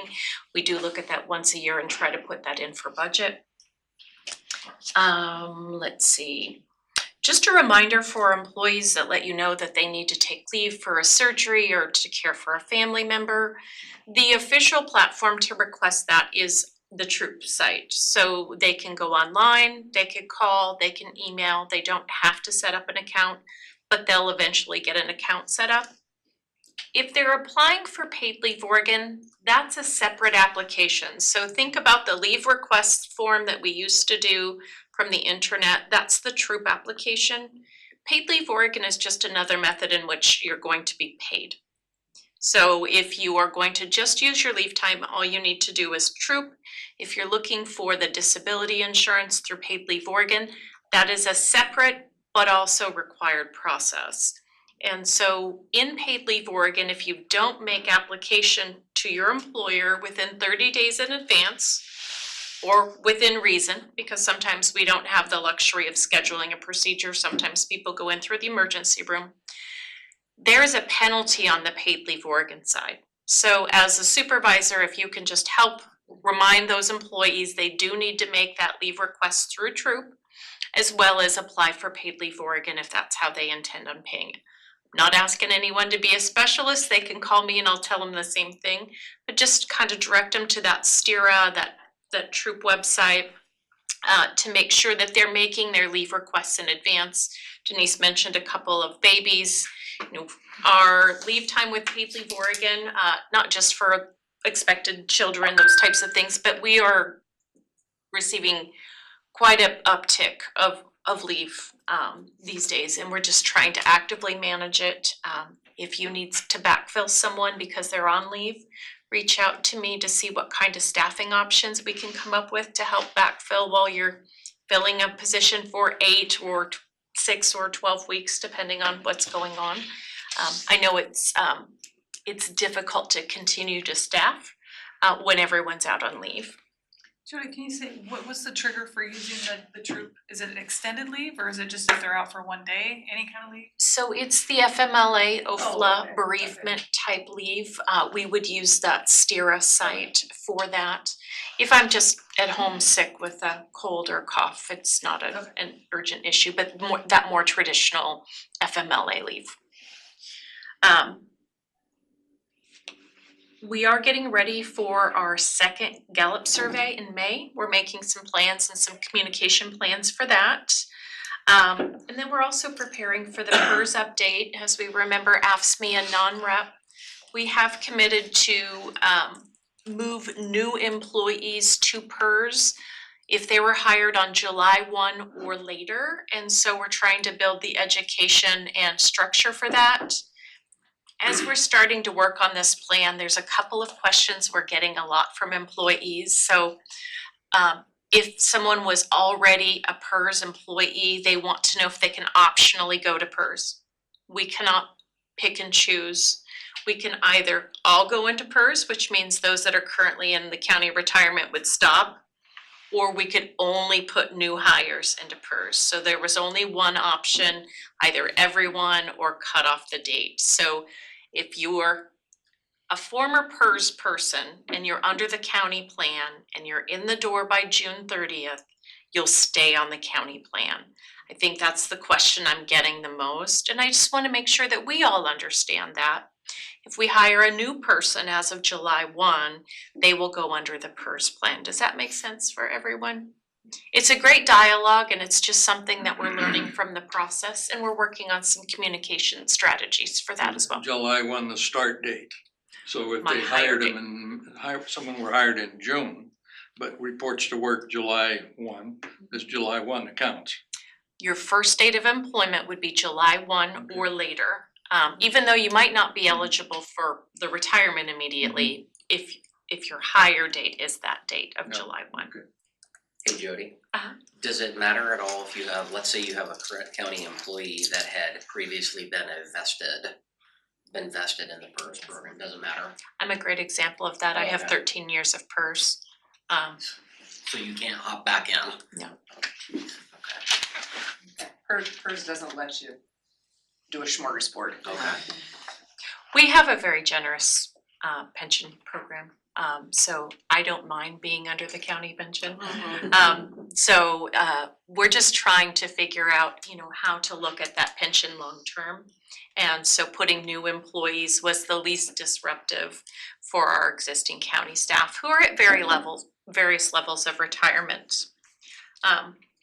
And again, just that Gallup survey, getting ready for that in May, trying to encourage all of our employees to participate in that Gallup survey.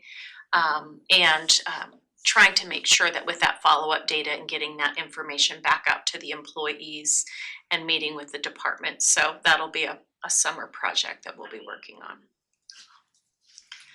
I think that's it. Jody, do you wanna mention the presentation that Troop will be doing at the board briefing about the next job description piece of our compensation work so that leaders can know what's going to be presented if they want to listen and learn? As we wrapped up our salary study and got our pay plans approved by the board and are moving forward, the next round of compensation work is beginning. We mentioned that the job descriptions were outdated. We wanted to start looking at the classifications and the reviews and making sure that we're still accurately reflecting the work. Compensation is kind of an ongoing process. It's not quite as exciting as budget season for Sean, but it's usually a 2 or 3 year cycle. So we closed the pay study, we implemented what we could. We're giving COLAs to try to keep it moving forward and relevant to our comparators.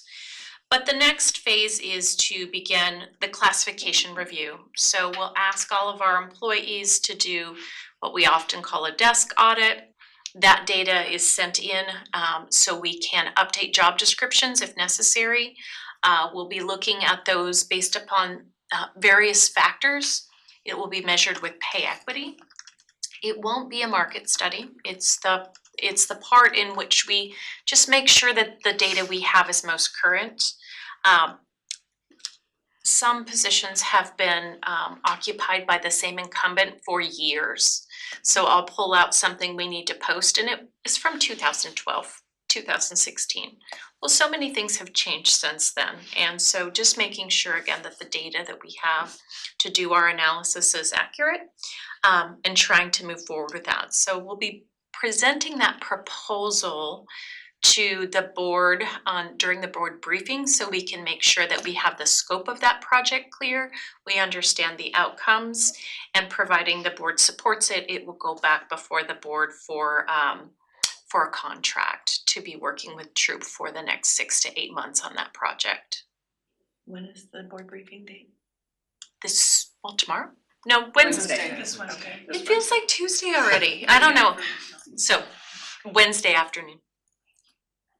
And Troop will be there to kind of talk through, again, what this phase is versus what the marketing phase is because it does look different in the various things that we're measuring. Because there's an internal component and then there's an external component. So there will be no external components of looking at market during this phase. It's just really internal, like what is the jobs, how are they written. I think there'll also be some discussion as I start meeting with the departments about what positions we need, right? So some positions have become a catch-all. And so maybe those positions aren't serving us and we need a better way to describe our work moving forward in the next 5 to 10 years. If we just think about some of the work that we've all inherited in the last 5 years, maybe some of the job descriptions we have are no longer working to describe the work we're doing. And so this would be a great opportunity as well to be thinking about department orgs and how you structure your work. Jody, can you, do we have a date for the compensation committee? Nope, I haven't even got to meet them yet. So we need to start meeting with them just to bringing them up to speed. We've been working very hard on trying to get this market study implemented. It was a little bit longer than I expected for us to do that. So we're just running behind and trying to catch up with them. I took too long at the meeting last week and Jody had another meeting, had to leave. My fault. Okay, well, Sorry. that's next week. That's the workshops. Usually, I think in May, The last couple of years, the budget, Oh, I thought they meant Before the one in May, like a maybe half hour. before the an one hour in May. before. Yeah. Okay. Yeah, historically, it's been the May time where we do the official public meeting. But right now, I'm just meeting with them so we can get things posted. If anytime we have a quorum, we need to have that posted. So just helping them remember, like historically, what we've done, what the process is, who we benchmark to, our compensation philosophy. So when they go into their first official meeting, they have some background. And like I said, with only having one paper, and you have to notice it in the paper at minimum 5 days before any meeting, and it's difficult, and if the headlight goes away, I don't know what I'm going to do, I don't know what, Sarah, I don't know what you're gonna do for notices. So far, they're still here, we'll keep our fingers crossed. Yeah, Do flyers and deliver them out to everybody. you would have to Not mail, Yeah. you would have to mail to every single residence within the county. Maybe it could be electronic. I can't just be electronic, not yet. Not yet. It was during COVID, you could notice it, I think it was 2 weeks, a minimum for 2 weeks you could have it, and I think I had it on the BOC and on my website, but then they rescinded that when everybody came back in. Yeah. So, I mean, you can put it in Oregonian, but I don't know how many people actually get an Oregonian anymore. But you probably put it in there and it meets the It would meet, checkbox. it would meet, but I don't think that would benefit Right, the, meet your statutory it would requirement, meet the statutory, but I don't think it would meet the wouldn't meet the need, citizens. the citizen So need. then maybe you're- Right, the statutory requirement isn't what is needed. Yeah. Could- And that's But what it's- we're all, especially us old people, need to do is, how do we get our Well, information? I'm working with Debbie as far as getting it on the BOCs, not just on my website, so that people, if they're going on the BOC's website, they're seeing the information for the budget workshops and meetings. That's great. I Yeah, think that's, It seems like we could do the Oregonian to meet the statutory requirement, but electronic to meet the intention. I Is know. the top of the headlight going away? No, but that's the only paper, and what do you do? It's so expensive and their windows are so limited. My hearings get thrown off Yeah, because of their publication limitations. yeah. It's Yeah, I guess we haven't had an issue yet. We set it in a couple days before The- and it's published. Is the Tillamook County Pioneer a viable alternative? It's online only. It's all Oh, it has to electronic. be a print publication. Right now, it has to be a print publication. Something for the next legislative session. Yeah. Try and get a fix on that one. Yeah, Okay. as many times as I noticed something, I didn't know that their times had changed when you had to submit Oh, yeah, something Wednesday. Wednesday. And I'd submitted it Thursday by 10, like, oh, they were nice enough to put it in so that it met the requirements. I think a lot of little papers would fold if they didn't have all the legal notices, they make pretty good money. Really, if you look in the back few pages, you know, all the property stuff and others, that's a cash cow for small papers. You read those, Doug? Yes. What? You read them? No, I didn't say I read them, I said I read. So Bill, do Sometimes. you have anything for us?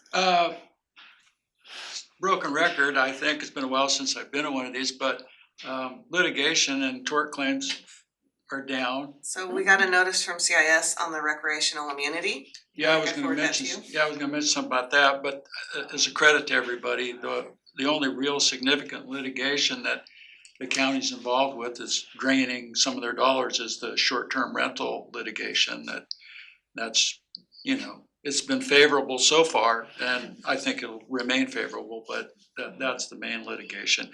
You mentioned recreational immunity, and the legislature passes these bills and they say we've fixed recreational immunity.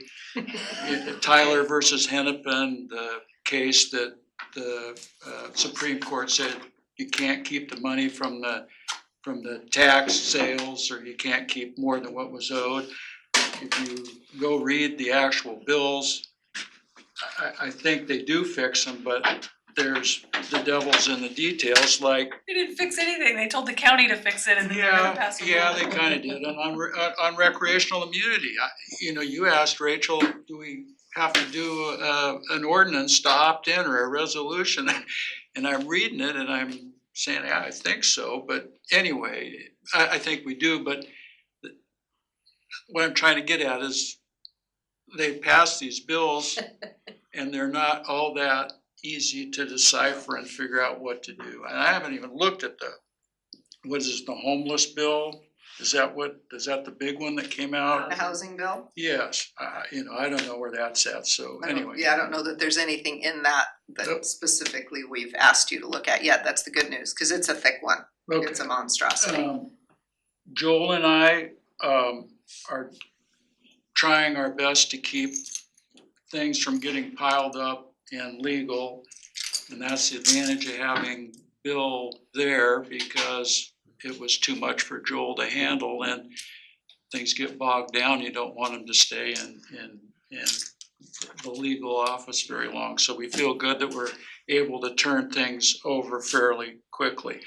The only thing that remains a significant time drain for Joel primarily are the record requests that we continue to get. I mean, they don't affect just legal, they affect Sarah and Jeff and everybody.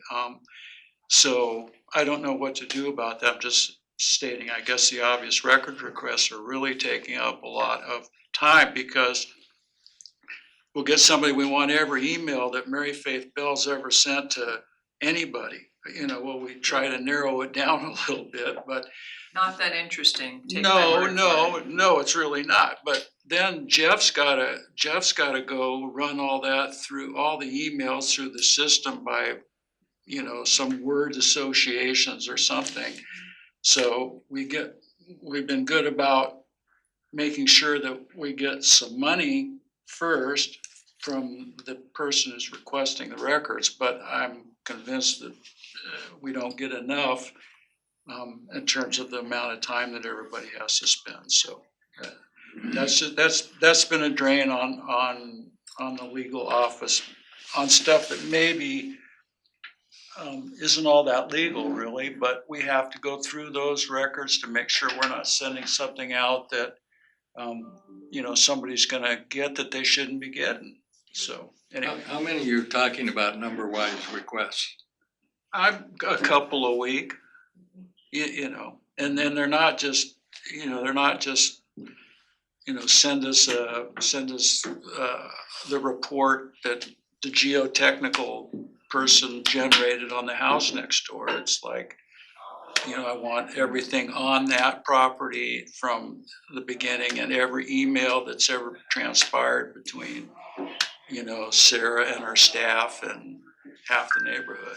So It's so much. I actually have 2 staff people now that are spending at least 25% of their time just responding to public records requests. Wow. And we actually had a meeting the other day to reconsider how we build property files, because there's so many coming in. We're trying to figure out, in anticipation of those, how to get them quicker and more efficiently out the door, because they're killing our turnaround times for our actual work we do. That's why I was wondering if we're seeing a trend in the types of requests and who's requesting them. And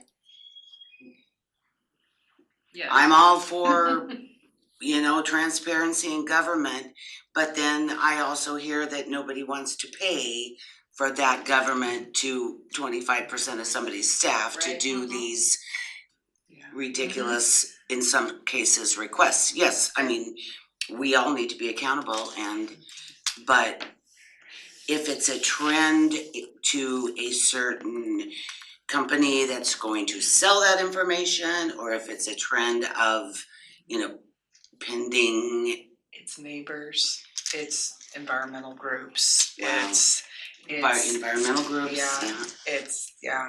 which is also- why. Sorry, Sarah, go ahead. Please go ahead. It's also political. Yeah. It's very aggravating, because these are public records, and I support that. And there are lots of legitimate reasons that people need public records, and I support that. But there's also, like, I've read some of the emails of encouraging groups of people to submit endless public records requests, specifically in order to gum up the wheels of government, specifically in order to be obstructive and just take up time And and not get- money. And not leaving a disclaimer on that, that this is costing you all a lot of money for these staff people to have to do this. Yeah. Yeah. So it's a movement. Unnecessary It's a- work. It's a movement in order to gum up the wheels of government. And it's, when, was it a year and a half ago, when Tassie was getting endless public records requests, and it really did gum up her operations. So it's effective, but so frustrating Yeah, they and want- seemingly pointless. They wanted like the certifications of her voting machines and, it's like incredible.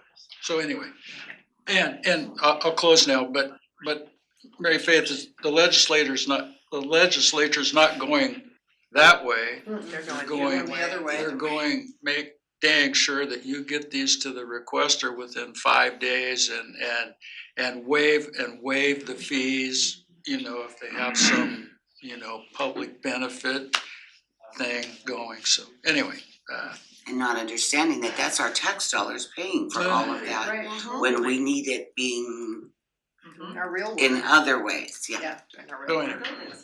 A building. Right. Keeping Yeah. our buildings Buildings safe safe, and our whatever, people happy. yeah. Yeah, that's right. Well, for us, it's a lot of lawsuits. We know people are getting ready to either sue their neighbors, they're trying to pull us into it, so we have to be so careful, even just how we're interacting with anyone and with documentation, because there's this massive elevated risk now with any type of development that we don't want to jeopardize the county or a landowner that's doing all the right things to get into. It's bad.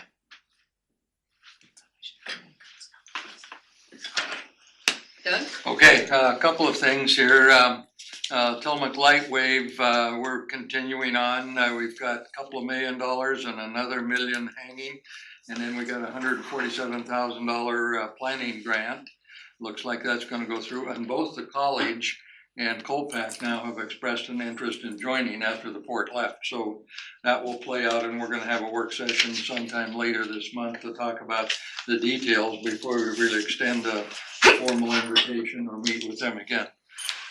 Speaking of Colpack, they're starting a movement that just last week here, I was in on this meeting, that presently when organizations in Oregon pay their transit tax, it goes to where the employer is based. And Columbia County now wants Colpack to help sponsor a movement that would say it goes to where the source of the tax came from, not where the person works. For example, in Columbia County, about half the people there work in Portland. And so they're, in essence, some of them ride the bus because they have bus service into Portland. So TriMet gets the subsidy as compared with the local. And so they want to change that. Now, I don't think it's as big an issue here because the transit tax here will end up in the transit company's books. You don't know, No, we don't have a, but we just collect it and it goes in and then it's distributed under a state formula, right? we don't have a transit tax. I thought we had something that was like 50 cents per employee or something like that per month.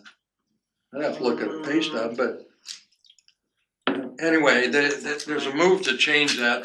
But the downside is they would be taking on TriMet and the establishment, and that may not be. We don't have a transit tax. Trying to remember, I think we didn't. No, we don't pay it here. Okay, well then it's not, certainly not an issue here, but I just pass it along. Then Senator Merkley will be in town this weekend, and just, a couple or 3 weeks ago, Senator Wyden. Commissioner Bell, are you gonna be at that one? I am.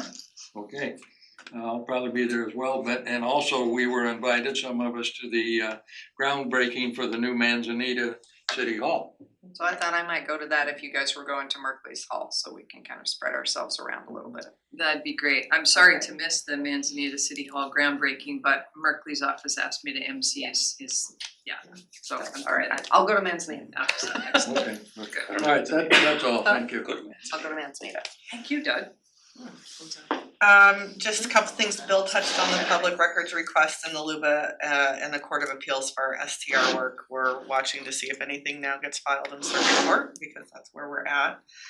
We have 3 upcoming hearings. We have the road name request with the board on the 3rd. I go back to the planning commission for the rural residential zone amendments for ADUs and RVs on the 11th. And then hopefully I will be bringing those forward to the board on April 17th. So have those 3 things on the books. I'm meeting with the city of Tillamook to talk about various planning things, including where we're headed with the county property, that amendment. And then also there's legislation that now allows a one-time UGB expansion, so they're interested in that. So I'll be talking to them a little bit more about that legislation today. We have 2 open positions in the department that are vacancies from promotions of staff that participated in interview processes. So thank you to HR for helping with that. Working through Senate Bill 406, working actively now with the team of consultants in the communities, along with the STR cap discussions, and the GIS contractor that we are using is fabulous. I am so pleased with Nikki and the work that she's doing already for us. BIOP, there was an email from FEMA, I think on Friday. They are getting ready to do public office hours for this next round of documents that are ready for the public. That those office hours are for elected and public officials. I have a meeting this afternoon with our attorney to comb through those. I will send you all a summary of what that is with those office hours following my meeting with her this afternoon. And I think that's all. Thank you. Thank you. Rachel. The Cape Kiwanis lot construction is going well. If you can take a peek down there, there's a lot of the above ground stuff that's happening, sidewalks, the parking areas are getting final grades. You can really see what's going on with the restroom, all that's exciting. I have seen a lot of negative feedback on Facebook about what the design is, so that's unfortunate to hear, but I guess no good deed goes unpunished. No, it's really disheartening. Actually, my husband, I was venting to him, and he's like, he loves Joe Rogan. He's like, Joe Rogan says post and ghost. So you post something and then you never read the comments. That's right. Good advice from Joe Rogan, I guess. The lot should be fully closed from now until probably May. We're in this transition area of areas kind of opening and closing as the construction fence moves around. There was a small area that was open over the last couple weeks, but it should be closed this week. The radio project, so you're probably aware the board gave a thumbs up for staff to begin the outreach campaign for the general obligation bond. So Doug and I are working full speed ahead on that. The strategic plan, we have completed mission, vision, values statements, so that was a good milestone. We're in a little bit of a hiatus over the next couple of weeks because Terry is out of town, so I should be sending the invitation out today. I'm waiting for a final document from him, but if you want to pencil in your calendars, April 29th, there will be a leadership team meeting from 9 to 11 just to work through our focus areas. And then that will help guide an all-employee survey also in May, different from the Gallup poll survey, to get feedback from our employees on the strategic plan and what we may include in there. So that will be coming out hopefully today with the calendar invitation and this memorandum of what we're going to talk about. Also, it's going to be a robust board briefing, so we're going to be talking about the troop project. We're going to be talking about Tyler Hennepin, and we're also going to be talking about TLT. So there's been lots of circular conversations about raising the TLT, and this will be the first targeted strategic conversation with the board on Wednesday to talk about TLT. So if you're interested on where the county is thinking of going, you may want to tune into that. Good. And the DA remodel is all but done. It looks really good. They're actually doing a final walkthrough punch list today. We have decided to extend the flooring from the DA's hallway into the hallway that is where Justice Court goes through because of the transition issue there. So basically what you'll see there is, and the flooring is on back order, so this was a late addition, so what you'll see for the next couple of weeks, maybe up to a month, is the hallway going into Justice Court is just bare concrete. So watch your step, there's a cone there. But I would expect them to potentially be moving in the next couple of weeks, so that is exciting and it looks really great. That is it. Thank you. So let's go online, Nick. I have nothing to report. Okay, thank you, Nick. Yeah. How about, it looks like we lost Sheriff Brown, how about Matt Kelly?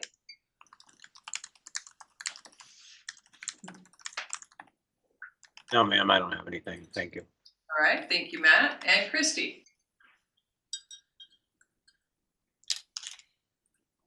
Hello there. So just a couple election updates. Friday, we have military and overseas ballots going out. And then I also want to remind all of the elected officials and then the Planning Commission, don't forget to do your SEI filing. That's due April 15th.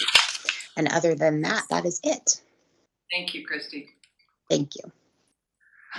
Okay, well, I will just give you a very brief report on the Parks Director recruitment. We had a successful recruitment that we offered the job to someone. He has accepted. His name is Dan Keys, and he's supposed to start May 1st. I don't know if his background and all that references, is all that concluded? Not quite, but we just Okay. keep moving slowly forward, so everything's just checking out fine. I might be sending him pictures of the lovely weather we had this week after the shock and awe of inclement weather work that we do. I just wanted him and his wife Jody to be able to see what the beautiful weather is that does sometimes come. So I took some pictures for him over the weekend. Very nice. Yeah, he's great. We all really liked him. A number of leaders helped us in that process, and thank you to folks who did.